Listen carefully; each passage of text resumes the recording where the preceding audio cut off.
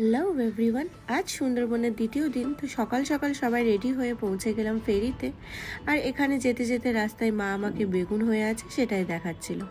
তারপর আমরা ফেরিতে পৌঁছে আমাদের লঞ্চের জন্য ওয়েট করছিলাম। আজকের ওয়েদারটা বেশ মেঘলা ছিল, খুব ঠান্ডা হাওয়া দিচ্ছিল। তারপর লঞ্চে উঠে সজনেখালির উদ্দেশ্যে রওনা দিলাম। এখানে জঙ্গলের সব অসুস্থ পশু পাখিদের নিয়ে এসে যত্ন করা হয়।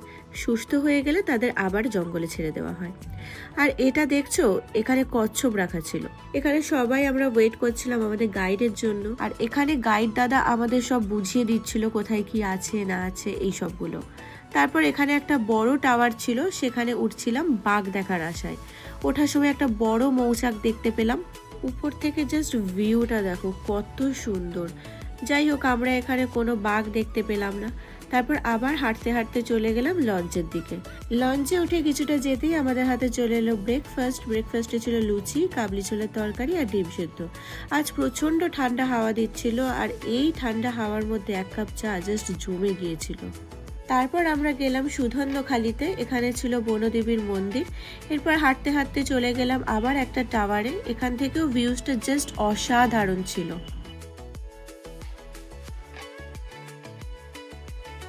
এরপর আবার আমরা লঞ্চে ফিরে এলাম, আর আমাদের দিয়ে গেল চিংড়ি পকোড়া।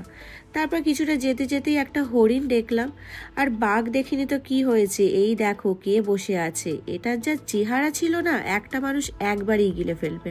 এইভাবেই যেতে যেতে আশেপাশে অনেক হরিণ দেখতে পেলাম।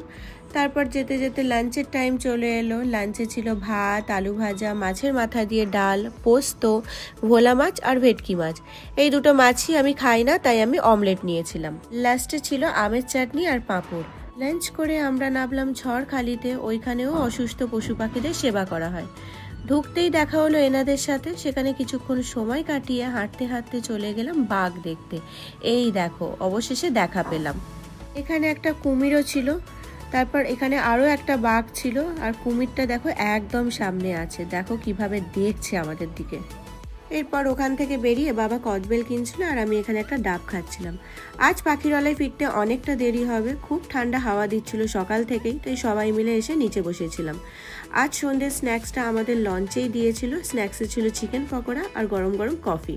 সন্ধ্যে 7টা নাগাদ আমরা লঞ্চ থেকে নেমে চলে এলাম হোটেলে এসে কিছুক্ষণ রেস্ট নিয়ে তারপর রাতের ডিনারের জন্য চলে গেলাম। ডিনারে ছিল ফ্রাইড রাইস, স্যালাড আর চিকেন কষা। সেকেন্ড দিনটা তো সুন্দরবনে আমরা এইভাবেই কাটালাম। দেখা হচ্ছে নেক্সট ব্লগে। ততক্ষণের জন্য টাটা।